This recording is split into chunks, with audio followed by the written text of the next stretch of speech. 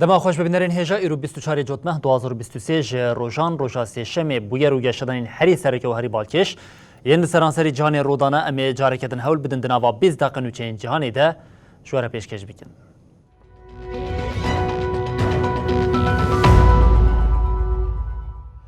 بله جارکتن دما خوش ببینرین هجا شری دنابرا اسرائیل و حماس ده ایده دروژا خوی هجدان ده دناوا 17 روزین در بازبوی ده بیلانچوا کسین کو جیانا خواهش دست دای آنگو هاتنه کشتن هر کود چه گرانتر دبم جمرا فلسطینیان کو جه بر ایریشن اسرائیل جیانا خواهش دست دای نیزی 6000 دبه لعالیه کدن ارتشا اسرائیل راگاند کو او جبو اپراسیونا بجاهی بدن دست بکرن آمدن اول بندا هیزین سیاسینه هر وها حماس جدی بیجه او بسوه 5000 چکداری لبندا ایریشه که به آواینه.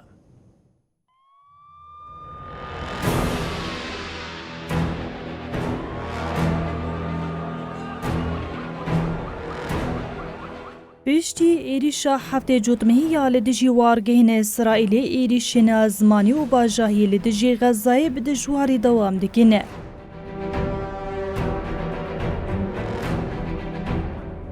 تنه دناوا 24 ساعتین داویدا ارتش اسرائیل راگهاند کوانه 400 هدف لغزای بمباردمان کرنه. لگوری ادعاین ارتشی دورین هاتنه بمب کرن ناوندن ایریشین حماسینه. حکومت حماسی الغزای جی ادعا کرکو ده ایریشین 24 ساعتین داویده هریکیم 140 کسی جانا خوش دستانه.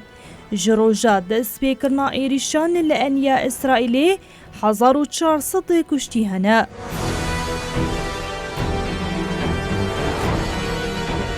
وزارت تندرستی غزای راگهاند که هجمارا کشتیان 5791 کسه 16300 کس جیبرین دار بونه. لگوری وزارت دناوا کشتیان ده 2055 زارو کنه.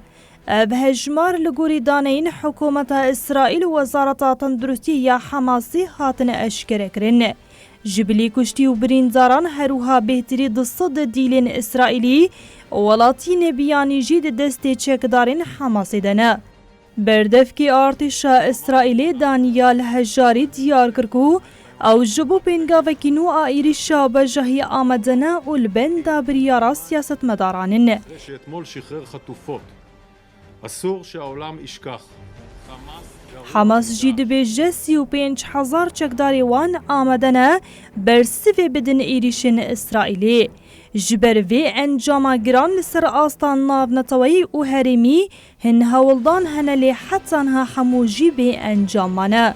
دوی وارده هلوست هریب باندور جی امریکایه. لو ما واشنطن درو شهیده نه آلی گرکو لهرمی آگر بست ور راگهاندنه. بردف که کنسیا اولکاریه امریکای جان کربی دوباره کرکو مافی اسرائیلی خوپاراستنا روایه او گوته. حتی لیدرین حماس نین بی باندور کرن نگون چاوکو آگر بست ور راگهاندنه. لآلیه دن حماسی و صبح دو دیلین اسرائیلین ایریشا هفته جوتمه بردان. هر دو دیل جنین کو تمنی وان جهشتی سالی زیده ترن. او پشتی رادستی ریخستنا خاچا سور هاتن کرن دریه رفع در باسی آلیه مصری بون و جورجی او برن تل اویوی.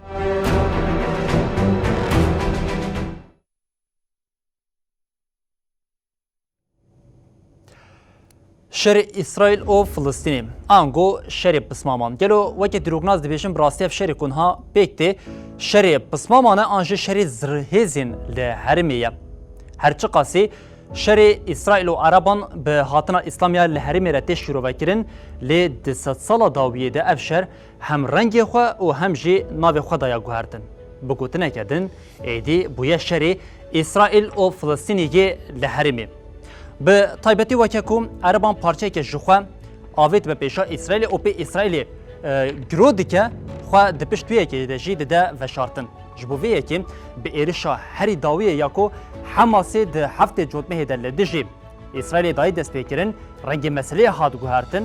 Ji bo çi rengê meseleyê hat guhertin? Vê carê nêzbûna Hamasya ji bo İranê gelek hevsengiyên li herêmê de guhertin.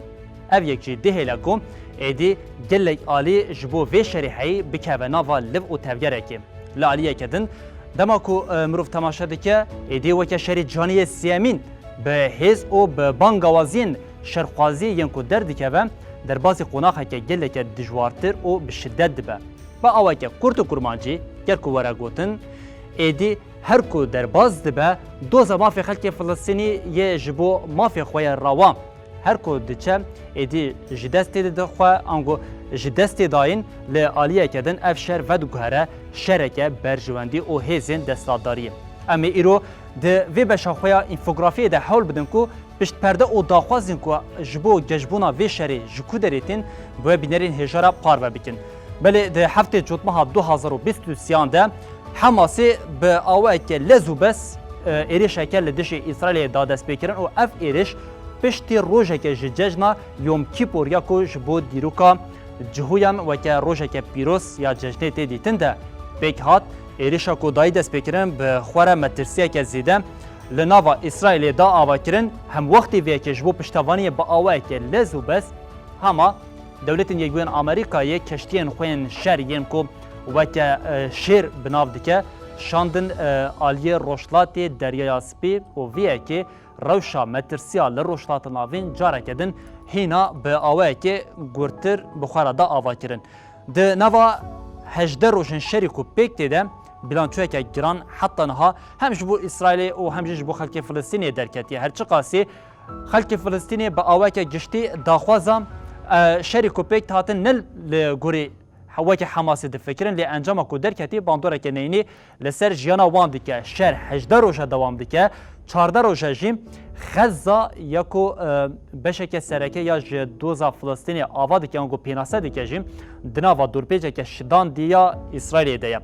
Di şerê ku bi qasî 18 rojan pêk hatê de heta niha 5791 Filistînî hatine kuştin bêtirî 2000 zarokiyan ku di nava vejmêrê de ye di encama van êrişên İsraîlê yên li ser herêmê de hatine kuştin li aliyeke din bi qasî milyonek û 400,000 kes ku bi giştî bi qasî 2 milyon û 400,000 nişteciyên Xezayê heye milyonek û 400,000 kes neçarmane ku ji cihê xwe koçber bibin li aliyeke din ji mara kesên ku ji İsraîlê hem leşker û hem jî sivîl hatine kuştin jiyana xwe ji dest dane bi qasî 1400 diye li di encama van êrişên ku bi çekên giran yên li ser herêmê pêk tên de 5957 avahiyê jî hilweşiyane ziyan dîtine ji xwe di aliyê jêrzîmîn û binêsaziya bajar de jî wêraniyeke mezin heye.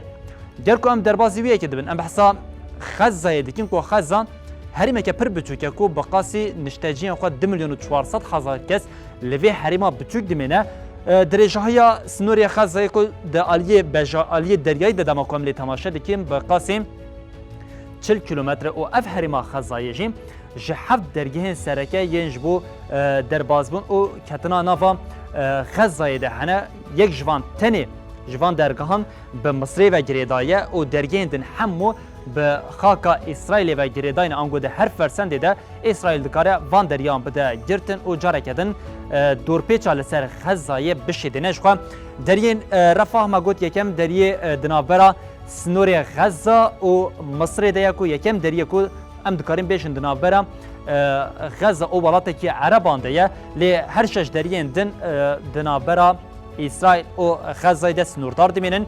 Deriyên ku me bi rengê kesk ji were destnîşankirine ew jî deriyên ku piraniya xwe car vekiriye lê deriyên zer jî bi rengê zer me destnîşankirî ew deriyên ku hema bêje bi aweke giştî her tim ji aliyê İsraîlê ve hatine girtin an gu her tim ew derî her çi qasî weke derî hebe jî lê di rastiyê de weke girtiye me got Xeza bi dirêjahiya xwe ya ertnîgariyê bi qasî 40 kilometre û frehiya xwe jî bi qasî 10 kilometreye di nava vê sinûrê hatî diyarkiriniya ji bo Xezayê de کو بشک ویا زیده دبن کنترل حماس ده کو حماس د سال 2006 ده بشک زیده یا جالی باکوری غزه خسته بوبن کنترل خو ام درباسی ویه که ببین نها ما گوت درین کو به تایبتی این پیجیانی ین لغزه بوی آوی بوم لیش روژا دسپی که حتی روژا ایرو ناکو که زیده یا گلو حماسی بخوا اف ایرش بیک آنی گلو پشت پرده ایرش کو حماسی یا لدجی اسرائیل دای بیک آنی چه هیا گلو کل پشت حماسیه لعالیه کتن آلیگریا دولتین یک بودن آمریکا با آوی که لزو بس جبو اسرائیل و گربونا شری لحرمی شاندنا کشتین خوین شر جبور روشتاتی دریا سپیگلو چه پینا سدیکن اف یک جیم د وی چارچوبه دمه گرتیا دسکو به تایبتی و که ایران او لعالیه کدن اروپا او دولتین یی بوین آمریکایین کو ج روجا دسپیکیا و شری با آوی که سرکه با آوی که زلال پشتوانی خو یا جبو هیزین اسرائیل د دیار کردن هر چه قاسی رج خسرین مافیا مروان او گلک سازین دن دبیشن کو اسرائیل با آوی که اشکر سوجی مروواهی دیگه لی هم سروکی آمریکای جو بایدن و هم جی سرک وزیر بریتانیا ریشی سوناک سردانا اسرائیل کرن با آوی که اشکر پشتوانی خو یا جبو ایرشین لسر غزه دست نشان کردن لعالیه کردن تنی حتی نها با آوی که زلال ای حلوست لدیشی و ایرشا اسرائیل نشان داده و پشتوانی حماس دیگه او جی ایران جخوا و که مدد سپیک ده گوت نیزبونا حماسیا جبو ایرانی ایدی مترسیا گوهرتنا هفسنگین لحرم جی بخورد ده آوا کرن او امریکا او ولاتین دن ین روش آوا و که جبو خواه که مترسیا که سرکه ده بینن ما گوت آلی به شری که ایرشا که حماسیا هفته جوتمه دای دست بکرن ره هرکس آلی خواه به آوا که کم بجی زلال دکن دیار دکن ولاتن روش آوای به آوای که اشکر پشتوانی اسرائیل دکن لی ایران دیا خود اصرار دکه دبه جه حماس دیا خود ماف داره لی دما کوم تماشا دکن دی سردانان ده یا دیار اوه که ولاتن روش آوای و پشتوانی خود دوام بکه هر ده همان چارچوبه دن و چامه دریسی دجیم و گوتنامه پشترازی که چواکو پشتی سردانا سروکی آمریکای و هر وها سروک وزیری انگلیستان جبو اسرائیل و جارجی ایرو سرکوماری فرانسه ایمانوئل ماکرون برای خدا اسرائیل پشتوانی خویش بوان آنیزمان او حتی گلچی او کوالیسیونا که لدش داعشی هاتی آوا کرن دوید همان دمیده لدش حماسی جیم شر بکه.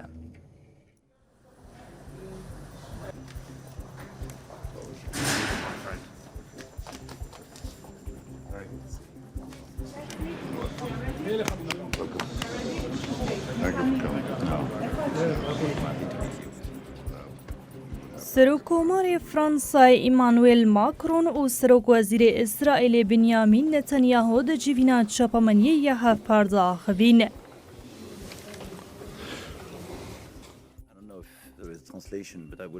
ماکرون بانگل حزب الله و ایرانی کرکو بر پرسیاری تفگرن و گوت. او پیشنیار دکن کوالسیونا لدجی داعش شردکه لدجی حماس جی شربکه. Éploré devant l'acte terroriste le plus terrible de votre histoire et saisi par votre chagrin et votre douleur. سروکومار فرانسای ماکرون گوت تروریزم دشمنی هفپاری اسرائیل و فرانسای او دیار کرکو دویل دجی تروری به محرمات لیبریگه زبی کرن. ماکرون هروها بانگا خویا جبو بردان همو دیلین دست حماسی ده دوباره کر اوها گوت. دوی جواکان ناو نتوی خوش مزن بونا شری لحرمی دور بخه. Hamas raped, Hamas kidnapped. سروک وزیر اسرائیل بنیامین نتانیاهو گوت اگر حماس بسر بکوه ده هرگز بکوه خطری. نتانیاهو حماس وکه بشک جه اکسنا خراب آکو دخوازه شارستانی و گرین سردمان ناوین بناف گره. نتانیاهو شرحی بگوتنا شر جبو دل و رحی روشلاتا ناوین و جیهان عربان پینا سکر و هاگوت. دوی ام لهم بری حماسی سرکفتنکی دیار کر بدست بخن. Hamas barbarism not only threatens the Jews, it threatens the Middle East. سروک وزیر اسرائیل هشیاری ده که حزب الله ده به انجام ترسناک را روبرو بمینه اگر بریار بده که بواته بجداری شر ببه. President, you and the French people have known the horror of terrorism. You experienced it سروکۆمار ئیسرائیلی ئیسحاق هەرزۆگ ژیدانی سبهێ bi serokkomarê Fransayê Macron re civînekî çapamaniyê li dar xist û got ez dixwazim eşkere bikim ku em li ser sînorê xwe yê Bakur bi kesekî re şer naxwazin. Em li ser hilweşandina binasaziya Hemasê ne û welatiyên me vedigerin malên xwe. Lê eger Hizbullah me bikişîne nava şer, ew ê berdêla vê bidin. Berîbînerên hêja bi her bi destpêkirina şerê di navbera Hemas û İsraîlê de vê carî baregehên Amerîkayên li Sûriya û li Iraqê dibin armanca êrişan.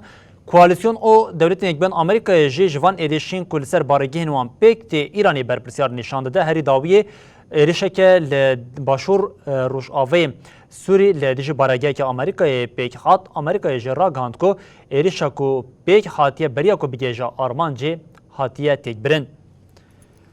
Ji ber destpêka leşkerî û maddî dide İsraîlê, İran û hevalbendên wê ji sûrkirina êrişên li dijî Xezayê Amerîka berpirsiyar dibînin.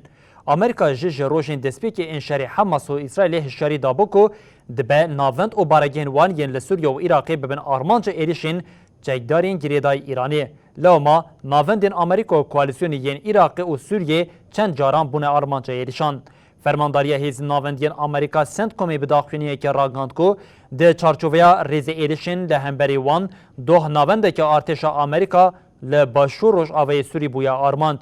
Li gorî îddia fermandariyê hewldana êrişê bi êrişa balefireke bê miroviya kamîkaze pêk hatiye. CENTCOMê ragihand ku balefirê êrişê biriye bigihêjin armancên xwe hatine bêbandorkirin û got ti ziyan li hêzên wan nebûne.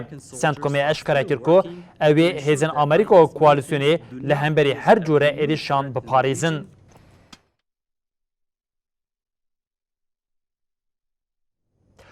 Berîbînerên hêja şert û mercên êdî ji bo bi dawî hatina şerê di navbera Hemas û İsraîlê de jî diyar dibe. Serokê Dewletên Yekbûn Amerîkayê Joe Biden şertê bi awayeke şertê xwe eşkere kir û got divê dîlên di destê Hemasê de hemû werin berdan û pişt re jî êdî dikarin di derbarê rewşa şer de axaftin were kirin.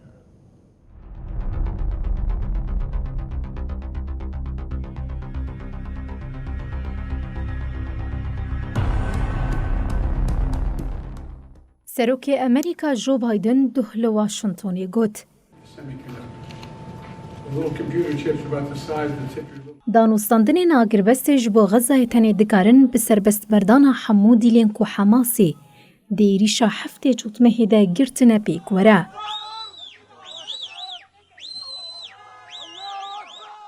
Biden li koşka spî têkildarî pirsa ka ew piştgirî dide formula li hevkirina agirvestî ya di berdêla serbestberdana dîlan de ev bersiv da. Pêşîn divê dîl bêne berdan, paşê em biaxivin. Daxuyaniya Biden demekekin piştî ku Hemas ragihand ku wan du dîlên jin ên din ên ku ji İsraîlê revan dibûn serbestberdan pêk hat.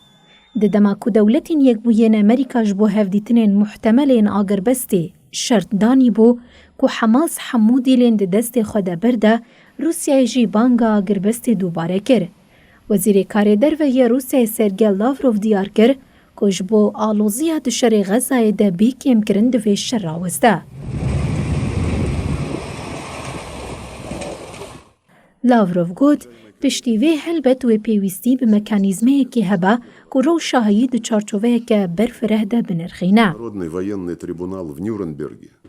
Ajansa Interfax a Rûsî ragihand ku Lavrov duh di daxuyaniya xwe ya li paytexta Îran Tehranê de bal kişand li ser çareseriya du dewletî. Di raporê de hat diyarkirin ku Lavrov Washington sûcdar kir ku bi salan xebatên çaraliyê navbênkariya navneteweyî ku ji neteweyên Yekbûyî, dewletên Yekbûyên Amerîka, Yekîtiya Ewropa û Rûsyayê pêk tê asteng dike. Lavrov di civîna Tehranê de her wiha şandina keşteyên şer ên Amerîka li rojhilatî deryaya Spî rex nekir û ew weke destwerdaneke metirsîdar di şer de binav kir. Wezîrê Karê Derveyê Rûsyayê got her ku gavên bi vî rengî bê navêtin, xeteriya berfirehbûna şer wê zêdetir bibe. хотел бы напомнить د دماکو دولتین یەکبوویەن ئەمریکا و رووسیا لەسەر شەڕی غەزای هەلوەستێن جودا نیشان ددن وڵاتین یەکیتیە ئەوروپایە نکارن دوێ مژاریدا هەلوەستێکە هەفپار نیشان ددن. جوینا وەزیرên derve yên yekîtiya Ewropayê ku doh li Luxemburgê hat hildarxistin nekarî nakokiyên di navbera welatan de çareser bike.